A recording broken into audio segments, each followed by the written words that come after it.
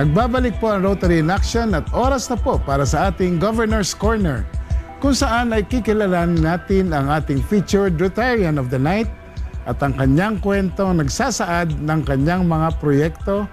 At bago ko po ipakilala ang ating mga panauhin natin ngayong gabi, panoorin po natin ito.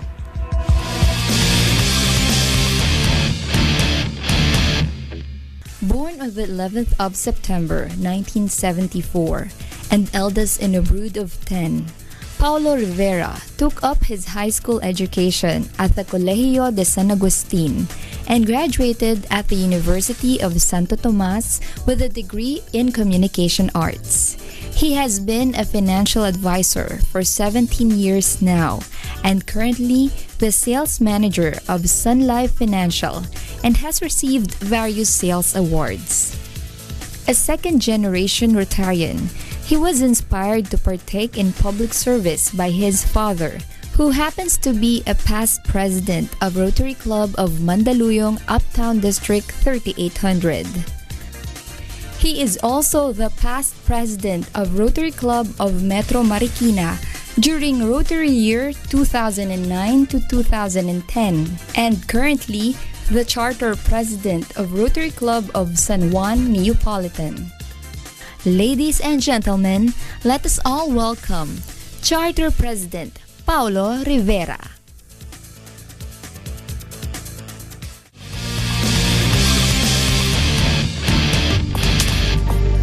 Okay, so welcome sa ating Rotary in Action, Pau. And of course, to all our viewers, I would like to reiterate, this is Charter President Paulo Rivera of the Rotary Club of San Juan Neapolitan of District 3800. Magandang gabi sa iyo, Mr. Charter President Paulo. Magandang gabi din sa iyo, Past District Governor Jess, at sa lahat ng mga nanonood ngayon. Paulo, before joining Rotary, what were you active in? Alam niyo, Gov, I love to help people. So, first, UST, I'm very active. I'm the president of the Alumni Association of Arts and Letters. And then, I have a soft heart for athletes. So, I manage 4 varsity teams in UST. And then, sa aking career, yung profession ko, sa Association ng mga Managers at mga Financial Advisors. I'm also an active member. Was that before you joined Rotary, or has that been ongoing only since you joined Rotary? Well, I was a Rotarian before until I took a hiatus at 2010. I see. Just coming back 2014 this time to charter San Juan Neapolitan. I see. But I venture to say that perhaps you had also been influenced somehow by your dad's involvement in our organization. Yeah, my dad became a Rotarian in 1986. And he's been with the Rotary Club of Mandaluyong Uptown.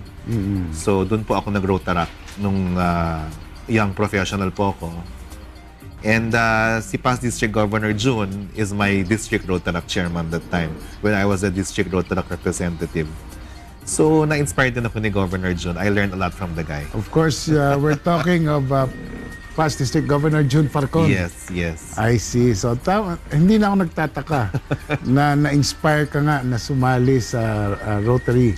So, you started as a Rotaractor. Yes. And that was when and for how long? I was a Rotaractor in 1994 and then president in 95 and then District Rotaract representative in 97, eventually becoming a Rotarian in 2002. I see. So talagang full-fledged Rotaractor ka pala. Yes. And so, like I said, it's not a surprise that you will soon find yourself joining the Rotary, joining a Rotary Club. And tell me, active ka as a Rotaractor and of course it was natural for you to move upward to becoming a member of a Rotary Club. Yes. So, were you in college then when you joined the Rotaract Club? Was this a campus-based Rotaract Club or a community-based Rotaract Club? Actually, Gov Jess, nung pong estudyante ako sa UST, I was a Rotaractor pero hindi ako ganun ka-active. I just wanted the feeling of being in an organization na international. And then when I started... But I'm sorry to interrupt, but at the same time, you got yourself elevated from one position to another in the Correct. Rotaract movement. Correct. So, So, at nung- some point, you must have been active. Nung nagwo-work na ako, my dad said his Rotary Club had to form a Rotaract Club. So I told him, sige, this time I'm ready to plunge into action and into being a Rotaractor, not knowing that I will be a district Rotaract representative 3 years after I was president. I see. Of course, for the information of our televiewers, when you say district Rotaract representative, that's the equivalent of a district governor of Rotary in a particular district. Correct. Kumbaga, ikaw yung bossing ng mga Rotaract clubs doon sa District 3800. I see. So, when you joined the Rotary Club, what were your first impressions? Actually, because ang isang benefit na nakuha ko when I became a Rotarian, parang dumami yung parents mo, no? When I was a Rotaractor, Governor June really mentored all of us, no? Si Governor June, because he was also a district Rotaract representative once upon a time. I see. So hindi ko na naisip yung expensive ang Rotary. I just felt na when you go into Rotary and you do community service, you will belong. Because Governor Jess, when I was a Rotaractor and my dad was president, I actually was the one digesting all his governor's monthly newsletters and all his Rotary materials. I see.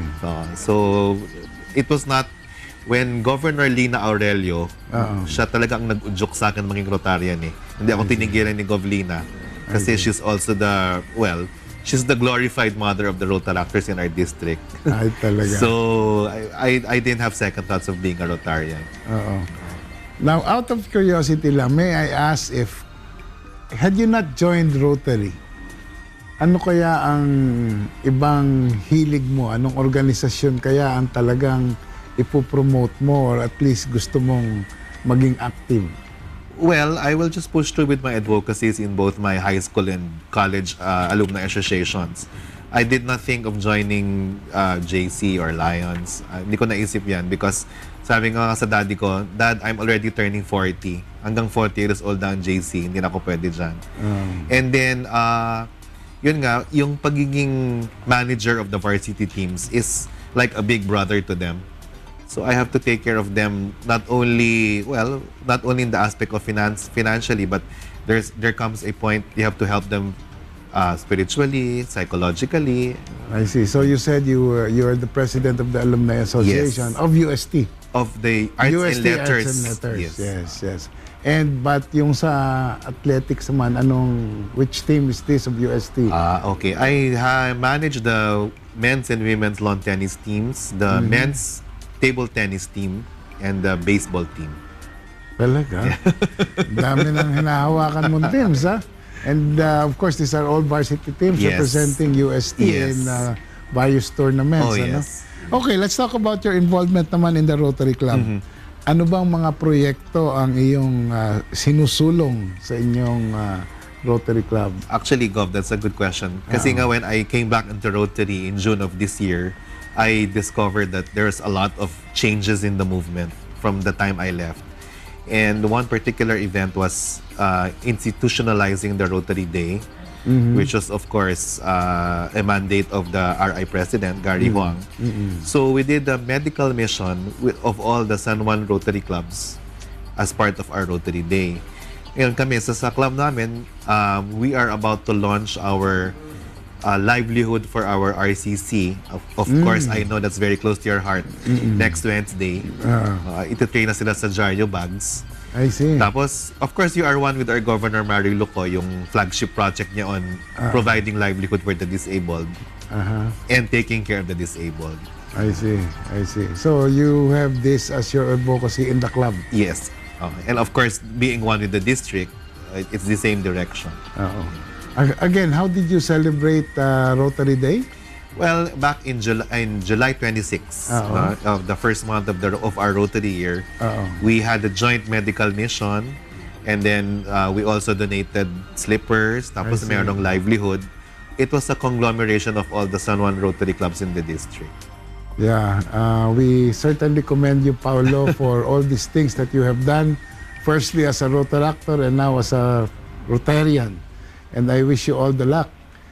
maybe as Governor June Falcon inspired you, you have some parting message to our televiewers, particularly the Rotaractors and young Rotarians like you. Maybe you would like to have some words of inspiration for them. Sige, before I bid my farewell, I'm also humbled to be interviewed by past District Governor Jess, who I got to know even before he was governor, because he was one of my trainers in the Rotary Leadership Institute. No. I'd like to tell the Rotaractors, you are the future of Rotary. Huwag niyo namang sayangin yung leadership development that all the Rotary clubs, not only in the Philippines but the entire world, put into. The efforts put into you and all the energy that are being transferred to you and the wisdom, this is because you will be the future leaders and eventually the future Rotarians. To my fellow Rotarians, let's all be one in doing our community service. Let's cut the politics. Let's all share each other's projects. And then let's continue to be men and women or soldiers of humanitarian service. Thank you. Well, thank you very much again, Charter President Paulo Rivera, for gracing our show tonight. And we have nothing but all the best wishes for you for the rest of the Rotary year and beyond. Thank you, Maraming salamat again. Thank you. It was a pleasure. Okay, so mga kasambahay, yan po ang kabuuan ng ating Governor's Corner ngayong gabi. Susunod na po ang Rotary Highlights sa pagbabalik ng Rotary in Action.